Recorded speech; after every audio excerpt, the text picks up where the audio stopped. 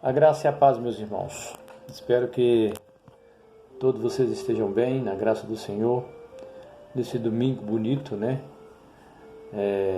A gente fala que os paulistas, quando está sol, que eles falam que é bonito, mas quando está chovendo, não. E a gente no Nordeste já é diferente, né? Mas que Deus possa estar abençoando todos vocês. Nessa noite nós queremos trazer uma meditação para vocês, no livro de Jeremias, e nós trazemos como tema a dor e a tristeza de um profeta.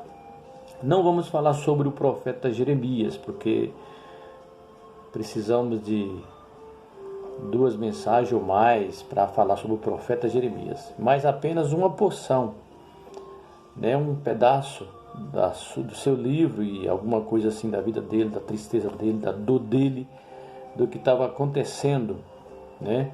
Nós sabemos que os profetas são pessoas chamadas, escolhidas por Deus e enviadas para dizer as verdades do Senhor, tanto no momento presente quanto no momento futuro.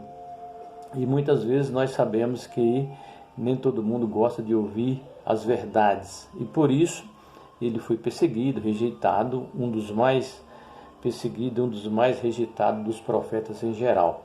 Uns receberam essa rejeição, outros não, mas o profeta Jeremias foi um dos que não teve uma vida fácil. E durante 40 anos ele pregou para que não fosse ouvido. Ele desenvolveu seu ministério na época dos reis Josias, Jeoacás, Jeoaquim, Eliaquim, Joaquim e Zedequias. Ele começou a trabalhar no ano 608, 610 mais ou menos, e terminou no ano de 586, 7, 8, por aí. E nós queremos ler o texto hoje do profeta Jeremias, no capítulo 8, nós vamos pegar no 8 e terminar um pedacinho do 9. No capítulo 8, no versículo 18 de Jeremias, fala assim: se eu pudesse consolar-me na minha tristeza, o meu coração desfalece dentro de mim. Eis a voz do clamor da filha do meu povo, de terra muito remota. Não está o Senhor em Sião? Não está nela o seu rei? Porque me provocaram a ira com as suas imagens de escultura e com os seus ídolos dos estrangeiros. Passou a cega, findou o verão, e nós não estamos salvos. Estou quebrantado pela ferida da filha do meu povo. Estou de luto. O espanto se apoderou de mim. Acaso não há bálsamo em Gileade? Ou não há lá médico? Por que, pois, não se realiza a cura da filha do meu povo? Provera a Deus a minha cabeça se tornasse em águas e os meus olhos em fonte de lágrima. Então choraria de dia e de noite os mortos da filha do meu povo. Provera a Deus se eu tivesse no deserto uma estalagem de caminhantes. Então deixaria o meu povo e me apartaria dele, porque todos eles são adúlteros, são um bando de traidores. Curvam a língua como se fosse o seu arco para a mentira. Fortalece-se na terra, mas não para a verdade. Porque avançam de malícia em malícia e não conhece, diz o Senhor. Guardai-vos cada um do seu amigo e de seu irmão, nenhum vos fiéis. Porque todo irmão não faz mais do que enganar, em todo amigo anda caluniando. Cada um zamba do seu próximo e não fala a verdade. Ensinam a sua língua a proferir mentiras. Cansam-se de praticar iniquidade. Vive no meio da falsidade pela falsidade. Recusam conhecer-me, diz o Senhor. Terminamos em 9:6. Meus queridos, nós queremos destacar aqui 4 pontos, 4 lições, 4 coisas que nós podemos tirar desse texto aqui do profeta Jeremias. Primeiro, a sua dor, a sua tristeza. Primeiro, a dor e a tristeza do profeta Jeremias. ele não estava indiferente a tudo que estava acontecendo com o povo, a todo o sofrimento do povo, mesmo sabendo que o sofrimento, que era uma punição permitida ou quase mandada da parte de Deus, mas ele não estava indiferente a isso. A sua dor era profunda, a sua dor era intensa. O seu coração estava desfalecerado, o seu coração estava partido, a sua alma abatida de uma maneira complicada, profunda. Todo o seu ser estava definhado, desfalecido, ele estava totalmente desanimado, sem forças. E aí nós podemos lembrar lá de Josué, quando Moisés morreu, Josué estava totalmente prostrado, estava totalmente desanimado, totalmente sem condições nenhuma de continuar, até ao ponto de o próprio Deus chegar para ele e dizer: levanta, Josué, se põe de pé, porque eu quero falar contigo. Então o profeta Jeremias estava realmente sofrendo muito, porque ele estava vendo o presente, né? Estava vendo todo Judá, todo Israel sendo invadido, né, por Nabucodonosor, pela Babilônia, e o povo sendo destruído, e não conseguia parar e ver e refletir, né? E ao mesmo tempo também ele já percebia a dor, o grito, o clamor das pessoas do Egito, porque um grupo já tinha ido para a Babilônia. Um grupo do Egito, não da Babilônia, um grupo já tinha ido do primeira invasão de Nabucodonosor, um grupo já tinha ido para a Babilônia. Então isso tornava para ele mais dolorido ainda. Uma segunda coisa da dor, do sofrimento, no primeiro ponto ainda do profeta, da angústia, da dor do seu coração, é porque ele percebia que o Senhor estava se afastando do seu povo. Ele percebia que o Senhor estava se distanciando do seu povo. Ele estava vendo que a presença do Senhor estava se afastando do templo. No versículo 7 e 29 ele coloca que o Senhor já estava rejeitando o pessoal. No 19, no próprio versículo 19 do mesmo texto que nós lemos aqui, ele vai falar: eis a voz do clamor da filha do meu povo em uma terra longínqua. Mas isso vem se confirmar mesmo em Ezequiel 10. Ezequiel 10, ele vai estar confirmando. Nós podemos ver aqui, o profeta Ezequiel 10, ele dizendo que o Senhor realmente se afastara, né? Ezequiel 10, 18, ele fala: então saiu a glória do Senhor da entrada da casa e parou sobre os querubins. E os querubins levantaram as suas asas e se elevaram da terra à minha vista. Quando saíram, acompanhados pelas rodas, pararam à entrada da porta oriental da casa do Senhor, e a glória de Deus de Israel estava no alto sobre eles. Então aqui comprova, porque Ezequiel praticamente foi um discípulo de Jeremias, foram contemporâneos, então aqui se comprova que o Senhor estava se afastando, que a glória do Senhor estava se afastando não só do templo, mas de todo o povo de Israel. Isso era muito dolorido para ele, isso era muito profundo para ele, isso era muito doído, por isso que o seu coração estava realmente muito triste e angustiado. E além dessas causas todas, né, eles tinham abandonado o Senhor dos Exércitos por 3 motivos muito graves: idolatria, que é uma coisa terrível, né? Quando nós falamos de idolatria, nós falamos da troca. É quando o povo troca Deus por outro, é um adultério, né? E também a apostasia. E ao mesmo tempo havia um choro, um clamor em todo Israel. Digamos assim, chegou um momento que todo o povo começou a clamar e a chorar, mas o Senhor estava indiferente. O Senhor já não ouvia mais esse clamor, porque agora era um momento de julgamento, era um momento de punição. Pois um povo que se endureceu o seu coração, o clamor deles era em vão nesse momento, porque o Senhor não lhes ouviam mais. Era um momento de julgamento, era um momento de punição, era um momento de tratamento. Então o clamor naquele momento já não tinha mais jeito. Segundo, o tempo estava passando. No versículo 20 ele coloca, no versículo 20, ele diz assim, passou a cega e findou o verão, e nós ainda não estamos sendo salvos. O verão aqui, meus irmãos, pode ter sido o tempo que Deus havia dado para que o povo se arrependesse. Passou a cega e chegou o verão. Pode ter sido o tempo que Deus havia dado para que o povo se arrependesse. E não foi um pequeno curto de tempo. O tempo foi muito grande, porque ele pregou durante 40 anos, pregando, falando, anunciando, alertando. Ele pregou. Então, esse tempo que os babilônios não invadiram Israel só uma vez, uma, duas, três, então deu muito tempo. Então esse tempo aqui, esse verão aqui, pode ter sido o tempo que o Senhor deu para que ele se arrependesse. E novamente nós voltamos lá em Ezequiel novamente.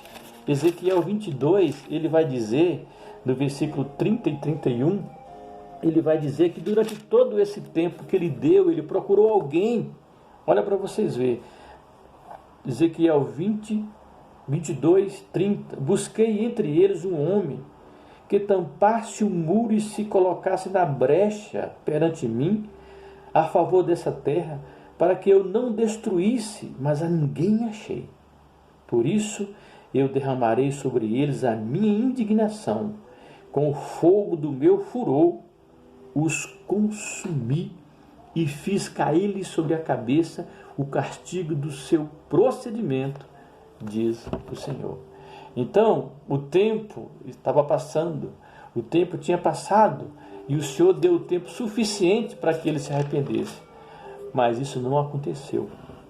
E o autor também lembra o seguinte: a safra da cevada coincide com a Páscoa, a safra do trigo com a de Pentecoste, a colheita das frutas, a festa dos tabernáculos, no mês de outono. Tudo isso havia passado e não havia alimentos salvadores na terra prometida. O povo estava morrendo em todos os sentidos, físicos e espirituais. Em todos os sentidos eles estavam morrendo. A Babilônia estava chegando novamente, Nabucodonosor estava chegando novamente, talvez para a última invasão. E o tempo estava passando. Eles não tinham ouvido o que Jeremias tinha pregado, tinha falado. Então isso doía. Eles estavam doentes, desde a cabeça até o dedão do pé. Eles estavam doentes. E aí ele entra com a terceira coisa, o terceiro ponto, dizendo: não há cura em Gileade. Não há um bálsamo em Gileade, não há médico em Gileade. Terceiro ponto, ele coloca: não há bálsamo em Gileade. Ele coloca isso. O bálsamo era uma resina com substâncias curativas, medicinais, que havia em Gileade, na região da Transjordânia. Era uma região conhecida praticamente em todo o Oriente por causa disso. Quando todas as esperanças haviam acabado, quando todos os recursos haviam terminado, Gileade era a última esperança. Era o apelo final dessa resina medicinal que havia naquela região, que tratava, que curava as pessoas em último caso. Mas nesse momento não havia bálsamo em Judá e nem em nenhum outro lugar, nem da parte dos homens e nem da parte de Deus. Sua doença, o seu sofrimento não tinha alívio e resultaria na morte. Nesse momento não havia bálsamo em Gileade e nem em nenhum outro lugar para ajudar. O seu sofrimento o levaria à morte. A lei e os profetas, que seria o bálsamo para esse povo, eles haviam rejeitado. A lei e o profeta e os profetas que sarariam esse povo, eles haveriam rejeitado. Não haveria nenhuma medida curativa nesse momento para o povo que havia rejeitado o Senhor, que havia rejeitado a sua lei, que havia rejeitado os seus princípios.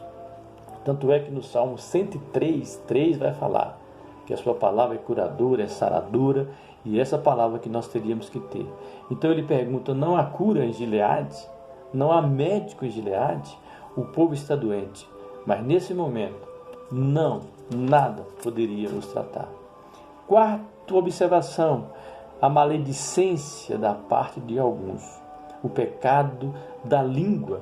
Ele coloca no versículo 3 do capítulo 9, curvam a língua como se fosse o seu arco para a mentira. Os maledicentes, a língua, o pecado da língua. Maledicente é aquele que não tem domínio sobre a língua, que não controla a sua língua. Maledicente é aquele que usa a língua em prol de si mesmo ou a mandato de outro. O maledicente é aquele que usa a língua como uma ferramenta para ferir, atingir outra pessoa.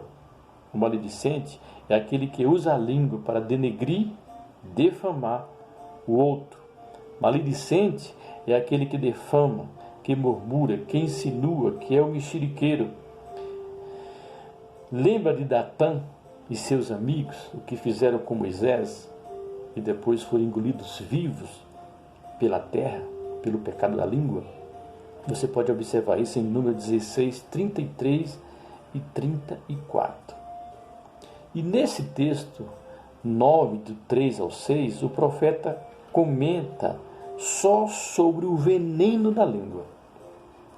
A língua é como um arco, como um instrumento mortífero, como um arco que lança a flecha carregada de veneno para ferir e para matar. Ele coloca isso aí, pois está cheia de mentira, de calúnia, de falsidade e de maledicência.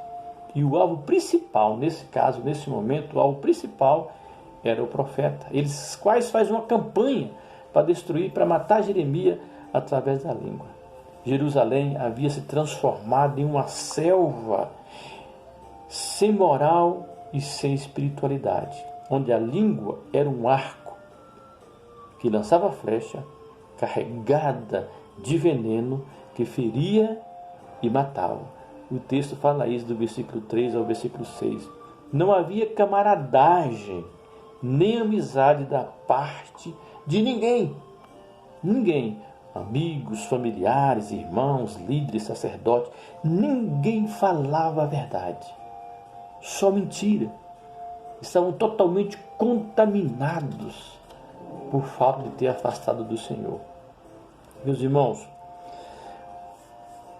o texto coloca no final, o meu povo procurou outros caminhos. O meu povo procurou deuses estranhos.